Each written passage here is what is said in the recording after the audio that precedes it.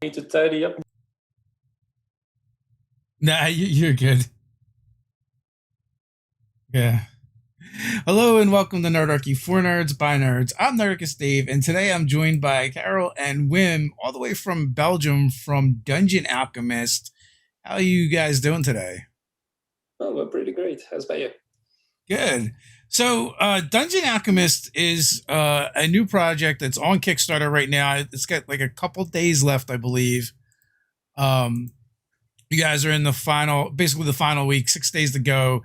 It has done over 1.5 million, almost 34,000 backers, and it is this fantastic AI mapping software that I think I first saw one of the Wizards of the Coast staff share.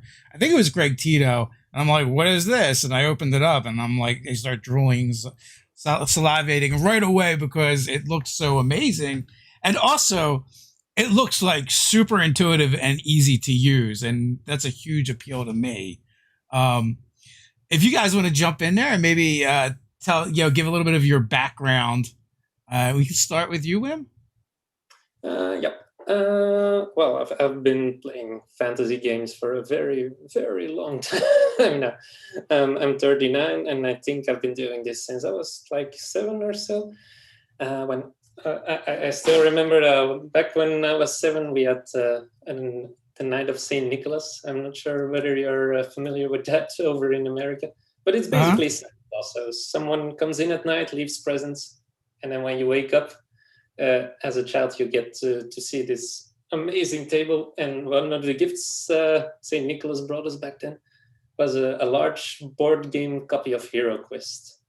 Oh yeah, I remember Hero Quest. To me, as a 7-year-old, that was mind blowing. The concept of the entire fantasy genre, which was completely unknown to me, that really opened up a world of opportunity. And ever since, I've been role playing. We've been playing Dungeons and Dragons for 10 years, and then Pathfinder now for easily another 10, 15 years. And well, that's basically what brought me into this. And Carol, well, you actually made me jealous as a kid, Wim, because I had a couple of friends who had Hero Quest, and it was really my dream to have that game. I was like, every time I was there, I was obsessed with the game more than I was with the friends, because you had these like walls and tiles and magic treasures and stuff. And I never really got around to playing it because I only was there when there were like kids parties and stuff where you don't actually play a board game at that age. Yeah. I always felt enthralled by it. So I feel the magic there. But me, I'm actually more of a video game background. I've grown up with video games, and I've always been obsessed with them. At like age 8, I said that I wanted to become a video game developer, and I've kind of stuck to that plan ever since. So I've been making video games for 10 years, playing RPGs all the way. In terms of actual classic like D&D, I've dabbled in it in the past, and I do like it a lot, but I just haven't gotten around to playing it recently. But then I met Wim, and he came up with this really awesome idea. We were working on a video game before called Boa Bonanza, and I know he's really, really good at the stuff he does. He's a great artist. And then he also came with a great idea, so I immediately jumped on board. So, Wim, are you the one that kind of like conceptually does the art and the look and the style and everything, and then Carol, you make it happen? Well, it's a collaboration at this point in time. Yeah. I put in stuff that doesn't work, and Carl makes it work. That's basically the general idea. Yeah. So, is this software really going to be as easy to use as it looks? Like, is it really just draw some boxes, boom, and you populate a map with rooms and hallways and stuff in it and just move it around? Yeah. That is basically every single video you're seeing on the Kickstarter page, on the website itself. Every single thing is made in Dungeon Alchemist, and that has a good reason, because basically not in the mood to make an entire scene outside of Dungeon Alchemist, render it, and do all the post-processing. It's so much easier to do it directly inside the program. That what you see is what you get in our case. Yeah. Because I'm kind of in disbelief. Not that I don't believe that you guys it does what you guys say it does. That it could be that easy and look that good. So the making it easy, I guess, is my part. Making it look good, that's Wim. what we're trying to do. Yeah. So it really is a matter of the AI algorithm, right? The AI algorithm is designed to make life as easy for you as possible and take away your focus on the little details so you can focus on the big picture. And that's really been our goal from the start and the one thing we've been working towards. So yeah, we do believe that it will be as easy as you think it is. How long before Dungeon Alchemist becomes my robot overlord? We've been partnering up with AI, but we're telling it to strictly keep to its business of doing whatever it does. The big risk is if we start letting it design actual city maps. Because then there's going to be a lot of like crypts and taverns all of a sudden popping up. And taverns, sure, but I'm not sure you want to live in all these crypts. Our AI algorithm will be designing for you. Funny side note there. Me and Karel have actually got a bit going.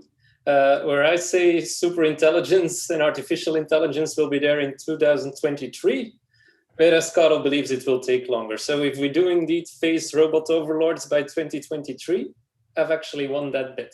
Oh, nice.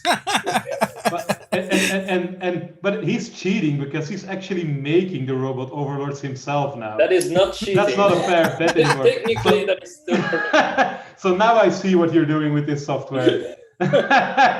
It's all plot to win the bet. Yeah. and now we've got the money to make it happen. All right, so that's where we're going. We're not gonna give away our plans for the. Oh, that's hilarious. So, how long have you guys been working on this project? Well, we've been on it since. Conceptually, this was July last year, I believe.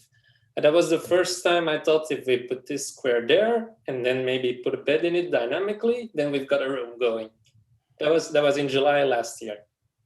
And then we started working together, I think, with a digital version in September last year, I think, Karel? I'm not sure. August or September. And from there, we've been doing it on the sides, basically. Yeah. Because we both had daytime jobs and still do. Yeah, so it's been a side project up until now. And how many like styles can you do? Like I saw crypt and castle, tavern. Well, we've set out to do all the styles. There literally is no content we're not up to discussing. And like, can I make caves? Yeah, we're going to do caves. We like caves in the stretch goals. Yeah. Let me give you a full list, actually, because I have it right here with me, because people keep asking this question. Yeah. So, just for the record, for the release, we're focusing on fantasy only. People have been asking about like cyberpunk, sci-fi, that kind of stuff. Yeah. But those are going to be like expansions after the release. That's the next Kickstarter. Yeah. So, I mean, we want to focus on one thing. Our goal is to, if you buy Dungeon Alchemist and you're running a campaign, you'll be able to make all maps in Dungeon Alchemist. That's our goal. Of course, it's not always going to be true, but we do cover a wide variety now. So I'm going to just rattle them off, okay? It's going to be crypt, tavern, castle, mansion, alchemist laboratory, temple, church, forest outdoors, snow outdoors, oceans, rivers, villages, farms, caves, ruins, ships, and deserts. That's pretty okay, right? And you can mix and match too, right? Yeah, of course. That is the general idea. That's absolutely true. Whatever you put in one room, you can put in another room. Did you say cities? I don't think we said cities. We said villages. Okay. So that you could use that to kind of do like your cityscape or town or village or whatever. Yep. Yeah, the one thing we don't really want to do is doing the zoomed out world map style maps, right? Because that's a whole different ball game. So that's why I said town instead of village, because you could town instead of city, because you could make roads with different houses and they'll have interiors and stuff like that. Yeah. But if you want to go zoomed out and make like huge cities and districts that are just small houses, that kind of stuff, that's where you use dungeon fog or something, right? Like that. Yeah. I hear what you're saying, right? But we don't want that. We want everything. Right. We want everything to pop up and be 3D now. You've spoiled us. We're ruined. We got you covered then. Brian wants to know semi-submerged chambers, like chambers filled with water. How semi-submerged? Water coming up to what level? Let's say waist, like half full, or half the chamber in water. Only knees. We can only do knees. Not only knees. No, that'll be the next Kickstarter. Yeah. Up until the middle. Yeah. No.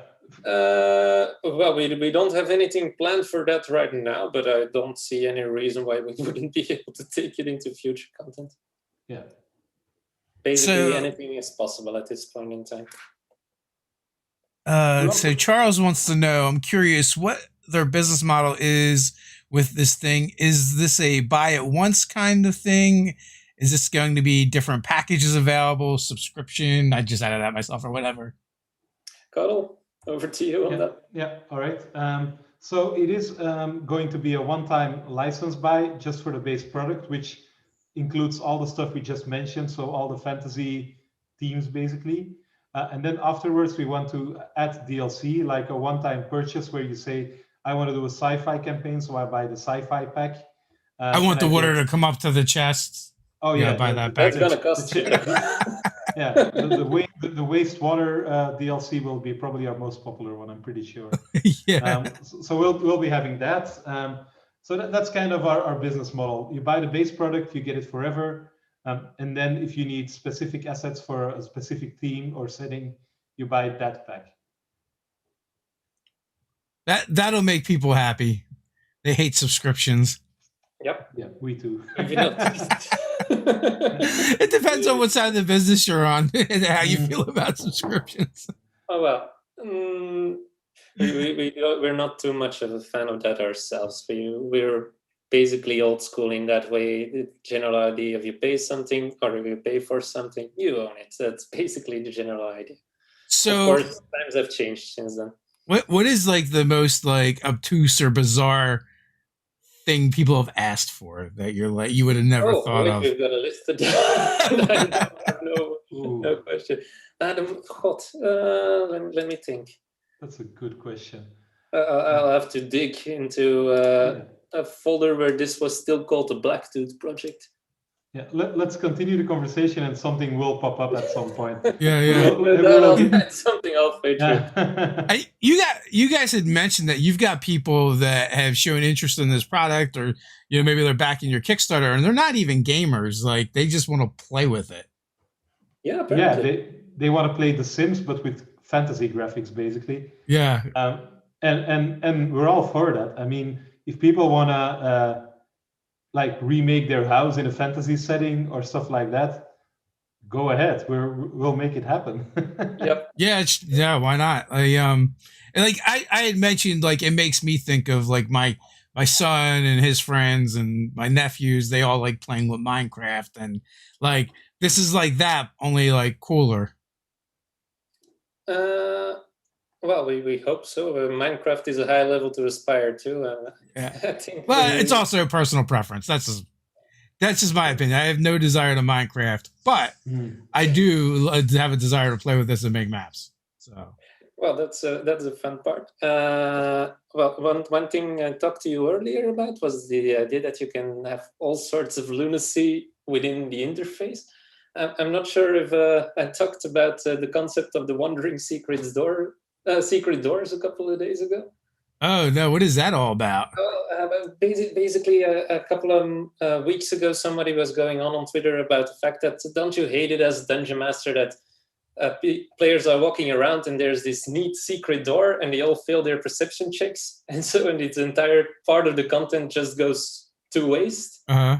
And then we came up with the idea of having a secret door that if it's missed, just starts following you around and pestering you to go inside and through it. So players don't miss out on the content. So they get stalked by the secret door. Yes, exactly. And that drove us to creating the image for the Wandering Secret Doors, which in turn we've been using to pester Jason Bowman with. Nice.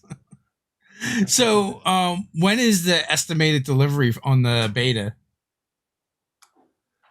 The beta is currently planned for the third quarter of this year. So let's say September.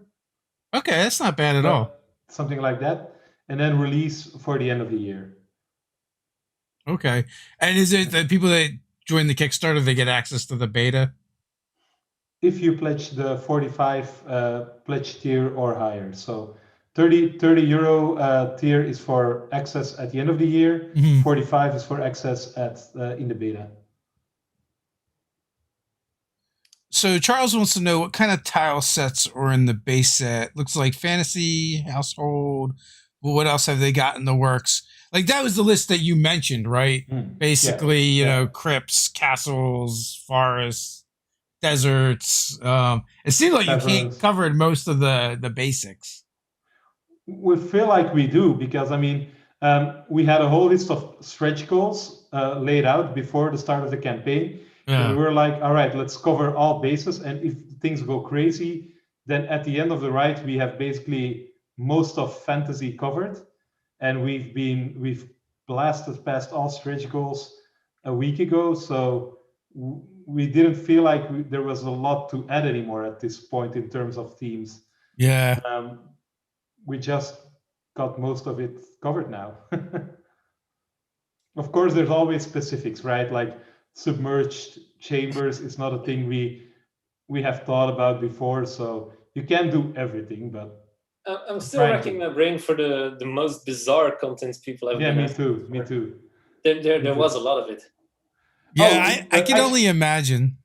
But we've been going on no sleep for a couple of weeks now. So I have one win. Probably. I have one win when he asked his dungeon master suggestions for new objects. The one he proposed was a giant toilet roll. Yep, the roll of toilet paper did stand out. I'm not entirely sure what that was about. I don't know. That sounds very COVID inspired, and also very non-medieval fantasy. Yeah. I did send you an image over on Twitter just now, David. Okay. I will check that out. So yes, it looks like around €1 million you guys stopped with the stretch goals. And then obviously our Kickstarter wasn't nearly as successful as this one, but that is one of the hard things. Is like you figure out like I want to make this thing, and then trying to figure out stretch goals is a whole nother ball of wax. When you're coming up with stuff, especially like. Sometimes it's just like, I didn't think beyond this. I didn't think we would get this far. We went into the Kickstarter with the general idea of where we're going to raise some funds. And then we've got a couple of days to make the first stretch goal for if it goes really well. And then we've got another couple of days for the next stretch goal if it goes really well. Yeah. So Ted went out the window on the first day. So Ted is my partner. And he confided in me that he has this project saved. And I've also been eyeing it too. I'm probably going to back this. Is the program designed completely for online gaming, or are these maps able to be printed out using the grid? Ted, if you looked at the Kickstarter, you would see that they print out flat. Here, he'll show you. Saving this piece of cardboard for just that occasion. The very first maps of Dungeon Alchemist were.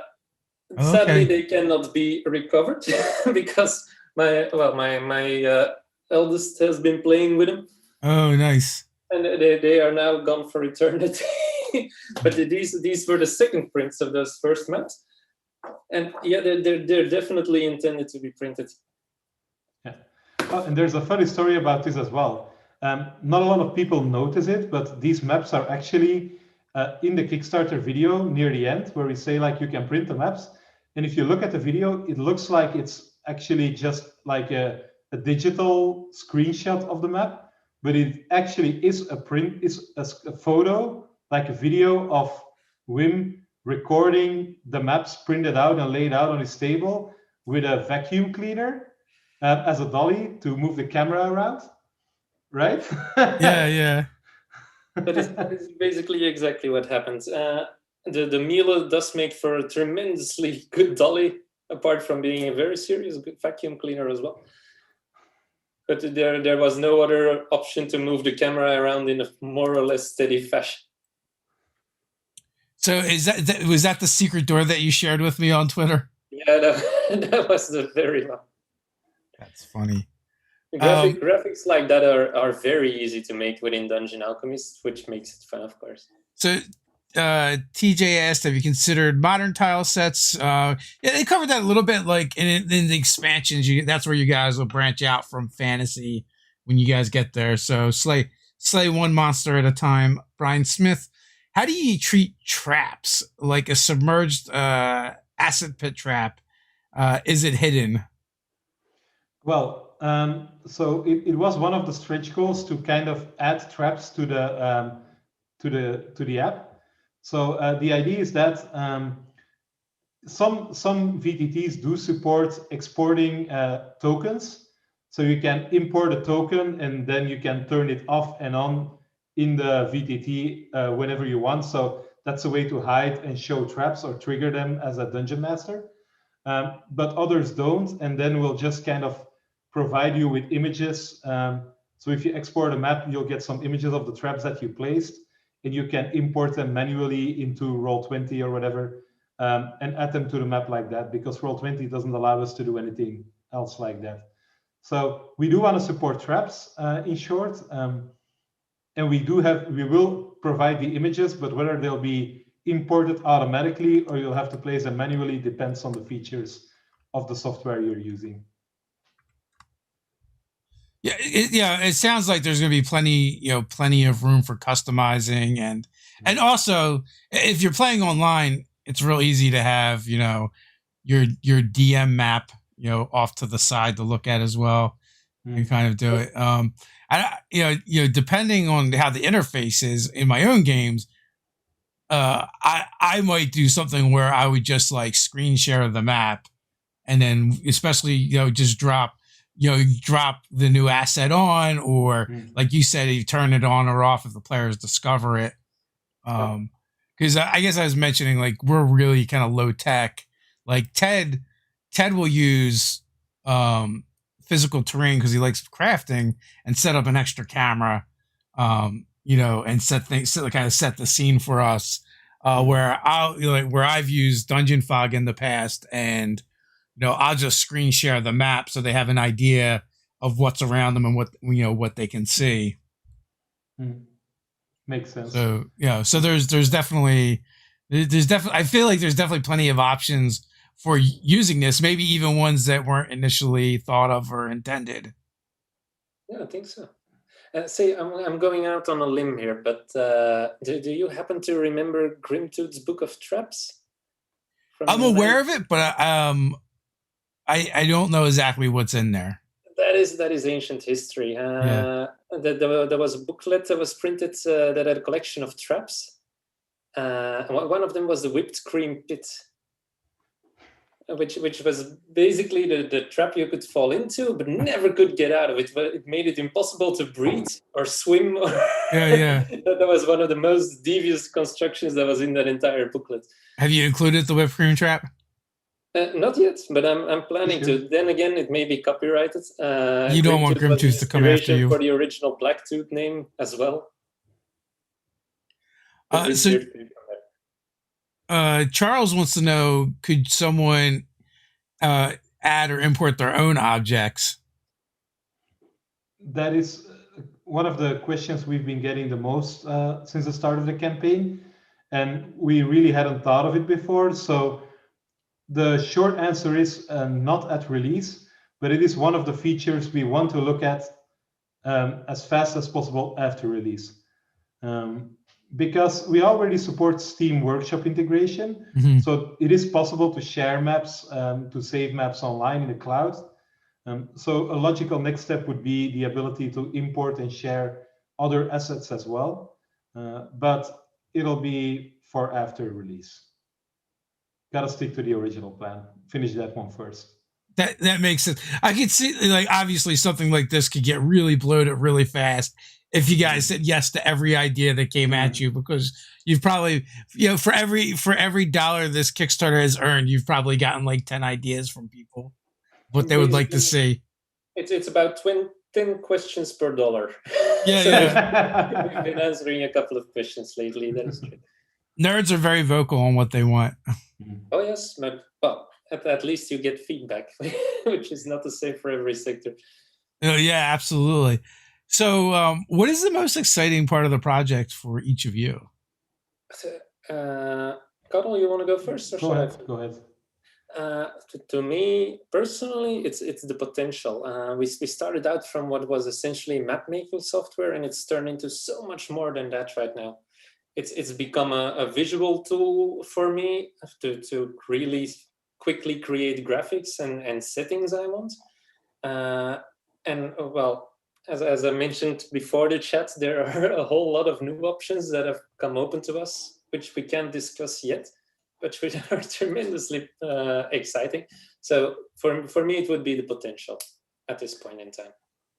And I guess for me, being like a programmer type person, for me, the most exciting thing is building the AI and watching it bring life to like that software, right? The magic of building an algorithm that automatically populates a room in a way that makes sense, for me feels pretty magical to do myself, and also to see the result is just really, really satisfying.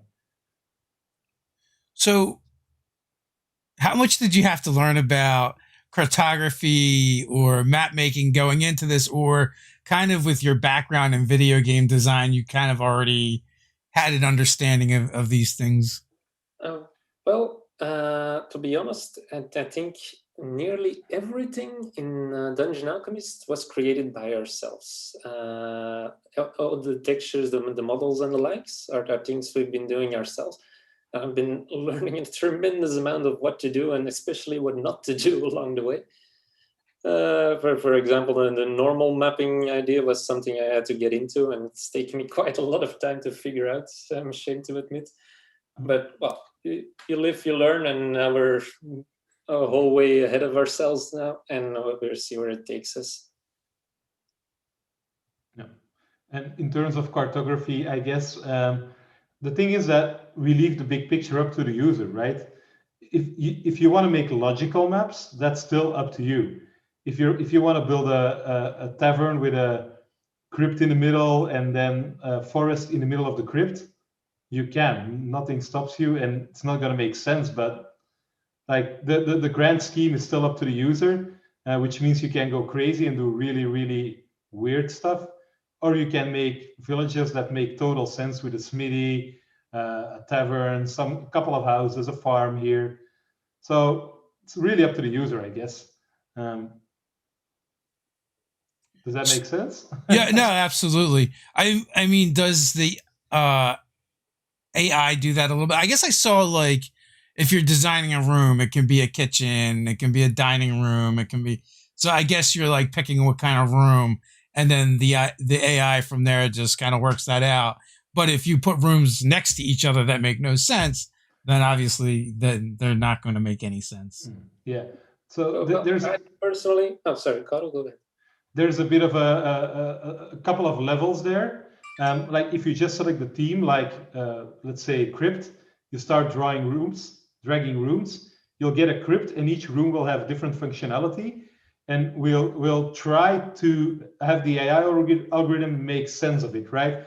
So you'll have maybe one treasure chamber, one central hallway, that kind of stuff. So we try to make it as logical as possible. But then you can go to each room and go like, all right, I don't want this to be a burial chamber. I want this to be the treasure chamber, and I want this to be a hallway and not an entire, like whatever, that kind of stuff. And then if you're still not happy, you can go into the room and start moving the objects around, right? So it's really up to you how deep you want to go and how detailed you want to go in terms of map making. Now, I don't know if you're familiar with websites like Dungeon, where you can like go on there and like do all kinds of random stuff. Well, you have a feature like, I want a dungeon with 5 rooms, and hit like a random button, and it'll just give you a dungeon. That was a stretch goal. Well, if you're going to the Kickstarter page, you'll see there was one stretch goal unlocked, which was called Instant Dungeon. I'm not sure whether we called it Instant Dungeon exactly. Let me check. Instant Dungeon, there we are. Yeah. And that basically does just that. You want a dungeon and you want it now, hit the button and it's there. Exactly. Just a one-click button to get an entire dungeon of a type. Yeah. This is really gonna get us a horse's head in our bed from so many different map makers. Alexander wants to know. Dangerous territory here. Well, I mean, progress is painful sometimes. Alexander wants to know, the robot stole our job. That's what the map makers all said. Can we write on maps? And if so, can we customize the font we use? I've recently bought a very nice Edliner Eco font and would love to use that to write room or area names. Does that go back to the printed version, or is he talking online? Because when it comes to the printed version, we've got really great news. Well, then when it comes to digital, I don't think we've considered putting a font on top yet. We were playing. That is something you do see on the printouts, though. We've got these little banners that actually contain the room names. Let me move it into the camera view. No, they were in the camera view. Yeah, you're good further out, but yeah. So the rooms do come with banners. I don't think we discussed this internally yet. No, we haven't. So this is now a new feature announcement, apparently. The more things like this you do, the more things you're going to be adding to your list to be like, is this something we can do? Is this something we want to do? Okay, the rooms may come with banners. We're not entirely sure of that. But they will definitely not be in the Edliner font that Alexander proposed. Yeah. I don't know how hard that is to like do the custom stuff and add things in, and how complex that makes things. Brian Smith is kind of a different question. Which video games use maps the best or the worst? Ooh. That's a really good question. We're not answering that question, are we? Yeah. You're like, I may work for that company someday. I don't think so, man. I think you guys are just doing Dungeon Alchemist for the rest of your life now. Let me put it this way. Actually, I don't really like the maps that are like, let's say, let's call it Ubisoft maps, where you have a map where there's like 5 million pins on top of it, and stuff you can go and stuff you can do. I really don't like it that way. Let me actually give you an example of a map that does it well, and that's the one I'm wearing on my T-shirt. It's Hollow Knight. Hollow Knight has a way of discovering maps where when you discover a new area, you don't get the map right away. You're walking in the dark, and you have to find a cartographer character that's like drawing a map somewhere in the region. And when you talk to him, he sells you his map, and then you get a map of the region. And I really feel like that strikes an awesome balance between exploring and like feeling like you're exploring mysterious, uncharted territory. And then when you get to the cartographer, you get an overview of the stuff you've been, like the path you've been taking and where you've been going.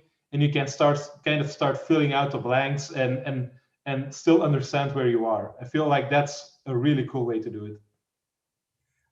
I love the fact that women's like, I don't really want to answer that question. And Carol's like, I'm coming right for you, Ubisoft. Oh, I have very strong opinions about video games. I imagine if that's what you do for a living, sure, that would make a lot of sense. So you mentioned playing Pathfinder currently, Wim. Are you usually a player or a dungeon master? Definitely a player. I will never in my life pretend to have the skills a dungeon master needs. I'm most definitely a player. We're currently on the Hell's Rebels campaign. And when you saw me dragging some stuff around a couple of minutes ago, that was basically the Pathfinder things I was taking out of view.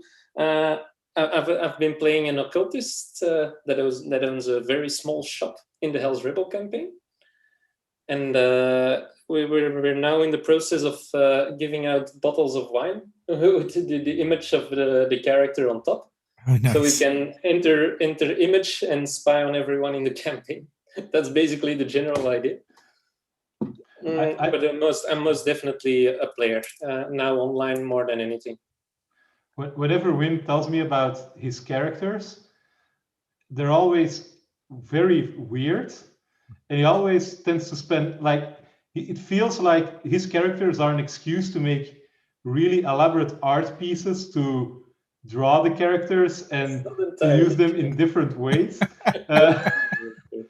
It's a little bit true, right? Yeah.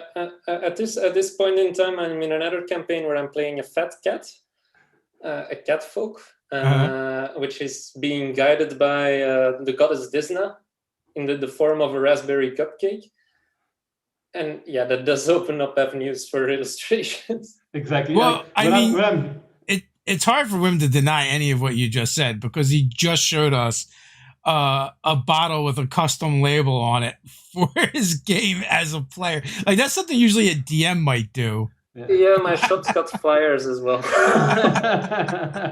It's called the Stygian Dosser, and we do have flyers for that. These are the flyers we've been given around town. And don't tell me you're not going overboard on this, Wim. Nobody's buying it. I don't think there's such a thing.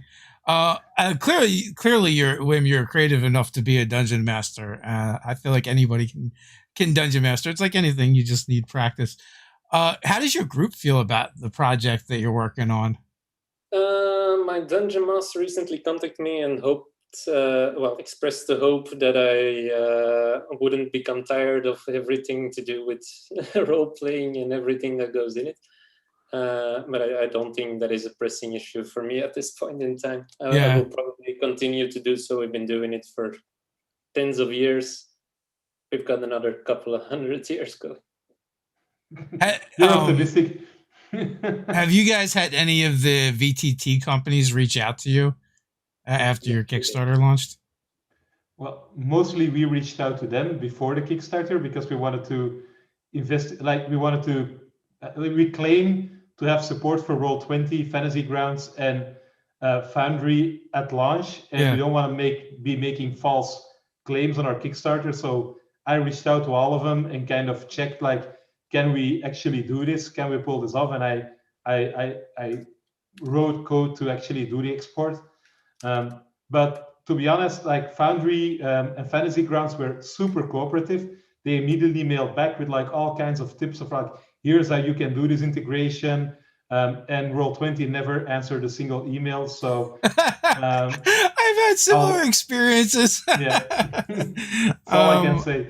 I know the owner over at Fantasy Grounds, Doug, he's an awesome guy. And I also was getting stuff put on the marketplace for Roll20, and we had some communication issues as well. I mean, they eventually got it resolved and we got it worked out. But it's funny you say that because we also had similar experiences. But I feel like Roll20 might have the most users, so they might be the busiest. I don't know. Especially nowadays, I think in the early days of the pandemic, everyone Roll20 crashed because they had so many users on there. our statistics, like we do a little survey whenever a backer backs a project. And we do a little survey to ask, like, what do you want to use this for? Because this is useful for us to kind of figure out our audience. And Roll20 is still by far the most popular VTT. We can confirm that, at least for our audience. Yeah, so I don't use a lot of VTTs, but my understanding is like Fantasy Grounds, once you like figure it out, does a lot more, but Roll20 is a little more intuitive. And frankly, when I use Roll20, I use an app called Beyond 20, which just allows me to import my D&D Beyond stuff. So then I have to learn even less about using it. So it's like a hack or a cheat that I greatly enjoy. People are looking very well. Are looking to us for lines of sight and the implementation of doors and walls in Roll20.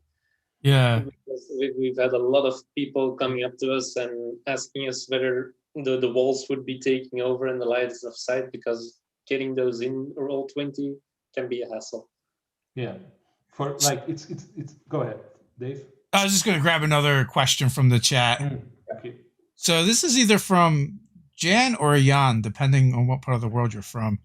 Our room's always going to look dungeony, or will there be a glitterify option to fill a room with things like Wim's raspberry cupcakes or a pink fluffy unicorn? I convinced Carl to implement the fanciness slider. Oh, okay. Which we're kind of hoping people will forget about that feature in the near future. But in essence, the idea is that you can make them fancier and less fancy by a sliding scale. Yeah, and if we really want to go put an 11 option on the fanciness slider, then it might include unicorns. Yeah. when it comes to pink fluffy unicorns, and Dave, maybe there's something you can relate to. And we've been getting back statistics from our audience through various campaigns and whatnot. And apparently 95% of the people that look into Dungeon Alchemist for content are male. We really want to say to all the females out there, if you're there and you're the 5%, please tell us what you'd like to see from Dungeon Alchemist, so we can at least cater to that as well. I'm not sure whether the pink fluffy unicorn was catered towards a female audience, but we'll do anything if there are any good suggestions in that direction. So I guess we talked about this a little bit. Brian's asking, maybe I missed it, but are 3D character tokens going to be a thing? You guys had mentioned you're going to leave tokens to the VTTs for now. And also, like when we started talking about tokens, like that's where my mind went as well.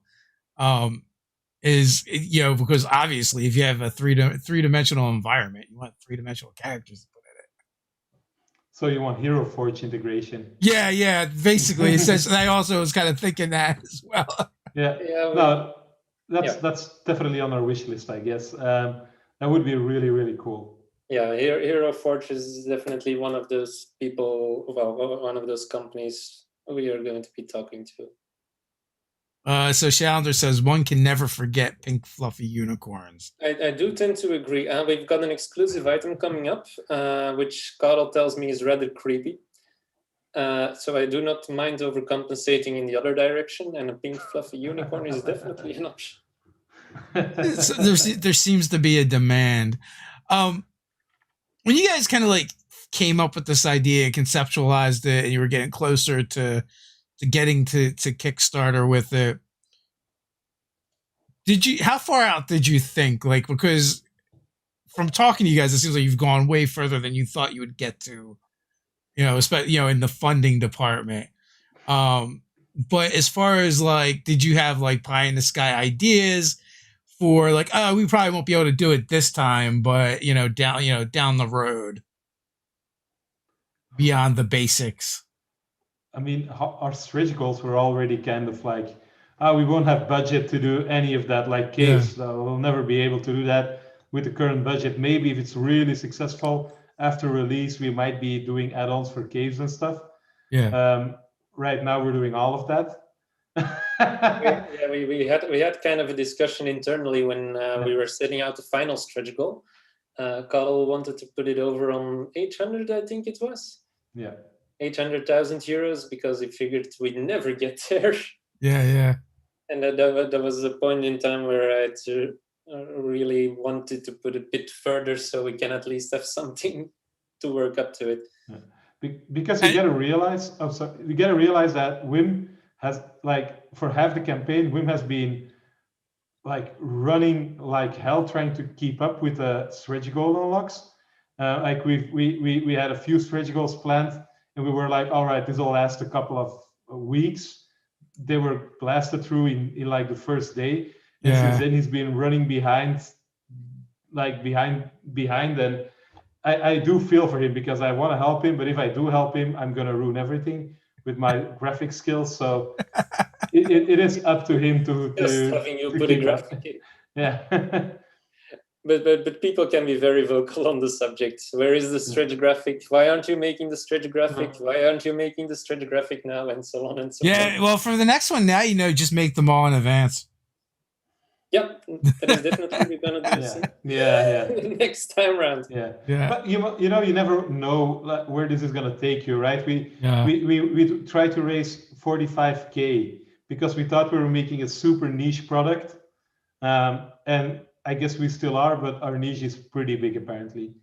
Have you guys tendered your resignation letters yet for your day jobs? Nope. We're self-employed. Well, that makes that easy. Yeah, that's got some time. Yeah, and we'll postpone all that like talk or how are we going to organize our life going forward after this campaign. Yeah, we're kind of postponing it until after the campaign because we already have enough on our plate right now. No, that makes sense. After the campaign is over, you're just gonna need like a couple of days to just like do nothing and decompress before you get to work. Make it a week or two, I think, because you I keep know saying that as if it's a reality, but I doubt that so much. I know it can be very exciting, and like hitting that refresh button takes up a lot of time. Yeah, super exhausting. We stopped doing that. Oh, I didn't. I did it twice during this talk. It becomes addictive, and like not only will you do it, but like your friends and family are like will be doing it, and they'll be like calling you and texting you and messaging you. They'll be like, you just did this. And also, although I will say the downside to doing that is like you'll see the numbers roll up and down, and it's always so disheartening when they roll down. You do have the advantage that since it's such a fast moving Kickstarter, they don't stay down for long. So yeah, just gotta avoid saying something really stupid on here. Yeah. And then it becomes a doomsday countdown. Yeah. I think you guys are going to be okay in that regards. I mean, when we started this, you weren't at 34,000 backers yet, and you've gained quite a few since then. So that's awesome. Okay, I'm excited for you guys. I love to see people succeed and be able to do things that they want to do. Thanks. And that is to both of us, I think, an enormous opportunity. The idea that we're being able to create something and do it in a professional way with the time and the budget to do so is an enormous luxury. We are very grateful for that. So you mentioned something about a fantasy slider. Fancy slider. Fancy. Okay. Fanciness. Yeah. Yeah, so you could go from poor to very fancy. So what would be an example of like low fancy? Low fancy, the example we put forth was basically a broken table with a loaf of bread. Okay, and what would be like super fancy? Well, we've got a graphic for that as well. Yeah. If you go to the Kickstarter page, there's an image that shows both sides of the fanciness slider combined in one graphic. In the fun with objects category, there's a feast on the right side and the table with the loaf of bread on the left side. that is an example of what we're planning to do. So yeah, I guess number 1 is a loaf of bread. Number 10 is a really fancy goose with an apple in its mouth that Wim spent way too much time modeling. And then I guess level 11 is a cooked pink fluffy unicorn on the barbecue. Okay. Nice. So what kind of traps do you got planned? Well, again, that is one of those things we intended to keep our mouth shut about. Okay, I won't press. We'll have to see what is cleared and what we can clear from other inspirations. Yeah. Otherwise, we're gonna have to come up with trap concepts ourselves that aren't copyrighted somewhere else.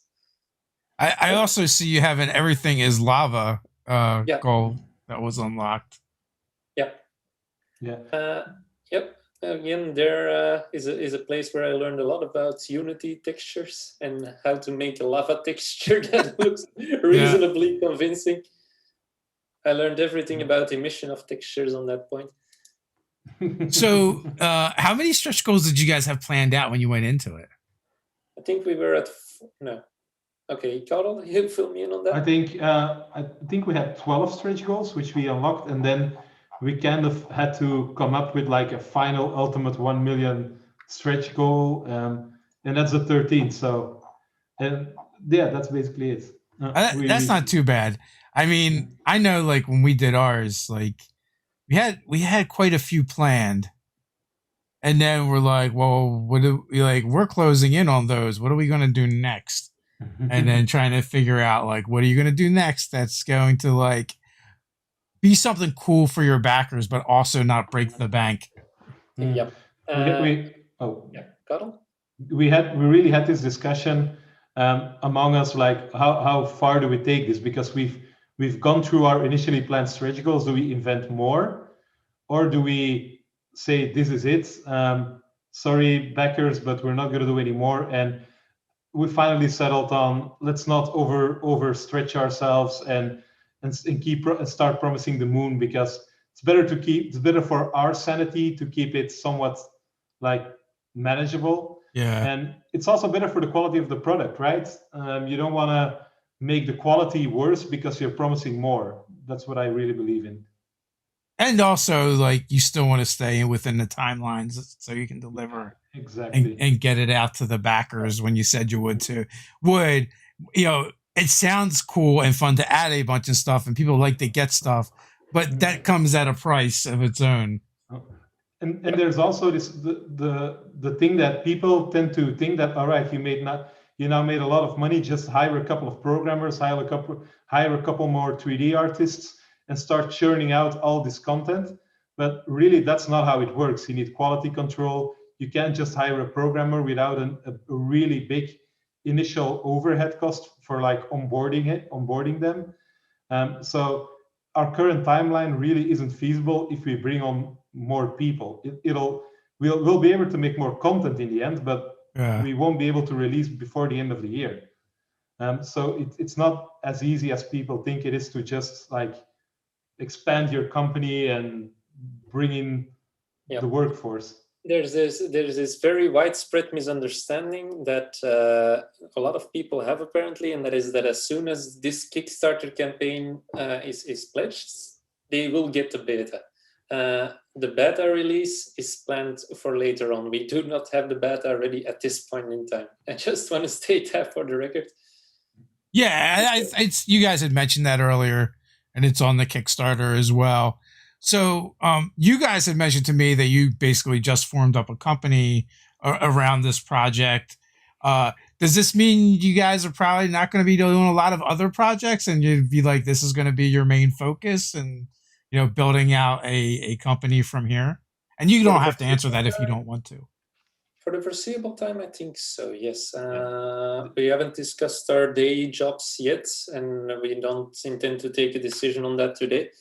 But Dungeon Alchemist will definitely get a lot of the attention. Absolutely. We owe it to the community at this point, right? Yeah, it seems like a fun thing to be working on. Are you guys having fun with it? Oh, yeah. I actually look forward to having fun with it again, because for this Kickstarter, I haven't been able to work on the actual product because we're just full-time answering questions, answering emails, responding to on like Discord, doing interviews with Dave Fry, and it's like a full-time job. So I'm really looking forward to getting back to actually working on the product and making progress there. Yeah, and also it's the kind of thing that you can take in a lot of different directions. Even with just like branching out into different genres. So I feel like it's something that could keep you guys busy for a long time. Oh yeah, yeah. We definitely foresee a lot of work in the near future. Do you? Just one question. Yeah. What team would appeal the most to you personally? If you were to come up with one team or one setting right now, is there something that would be on your list? I would be hard pressed between post-apocalyptic and science fiction. Why not both? Well, that's true. Why not both? But like one of the games I ran recently was using the Cipher system, and that was a science fantasy post-apocalyptic setting. It was basically, I don't know if you guys are familiar with Thundar the Barbarian. It's like an old cartoon. Vaguely. Yeah, I mean, I watched it when I was a kid, and so that was quite some time ago. But basically, it was like Thundar the Barbarian meets Flash Gordon meets the year 2020, and then the players kind of took up after all this stuff happened to the world, and it kind of upended everything and ended. And having something like this would have been super cool for building out the scenes and stuff, where everything is like built on what civilization used to be, on the ruins of civilization. That is something I want to take up right now. We've been getting the feedback and the suggestion that for sci-fi content, the users and the demand for it is very vocal, but it would only be 5% of the total users of the entire software. Yeah. Is that true? Are the sci-fi users only 5%, or are we talking vast masses of people that are demanding the sci-fi content? Because we've been getting this demand on a regular daily basis. Well, I guess, like, I don't know how much access you can get to information from the VTTs, because they're actually pretty good resources as far as they have like a lot of data anyway, right? And when I talk to different people, it's like the top game being played is D&D, followed by Pathfinder and Starfinder.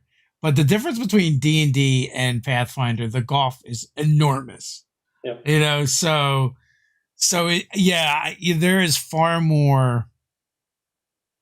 There's a much larger audience for fantasy than there is for the other genres. That said, I've been saying this quite a couple of times now, but we have not forgotten, or we're not seeking to ignore all those people that are either very vocal or present in large numbers for the sci-fi content. It is definitely something we will be taking along with us.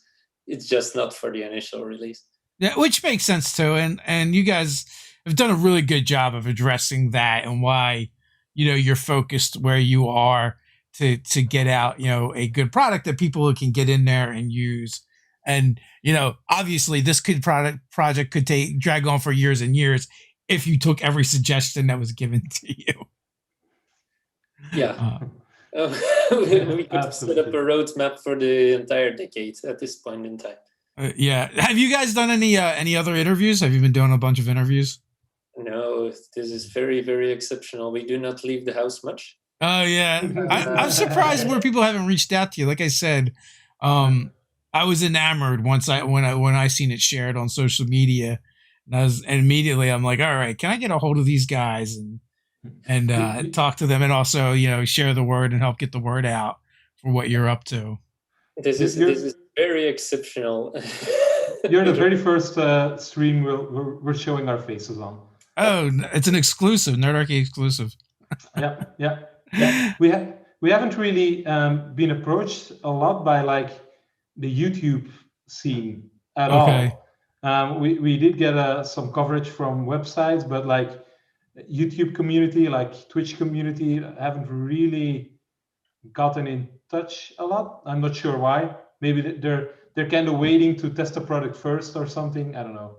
Could be. Who knows? Or maybe they haven't seen it yet. Who knows? But I'm glad we did, and I'm glad you guys came on. So we're just at the hour mark. Final thoughts before we head on out? Let's see. While he thinks, I'll just say thank you, Dave, for having us on. It's been a cool chat. If people still have questions, feel free to get over to Kickstarter and ask him, or get to on our Discord as well. There's a link on the Kickstarter page, and we'll gladly answer any questions there.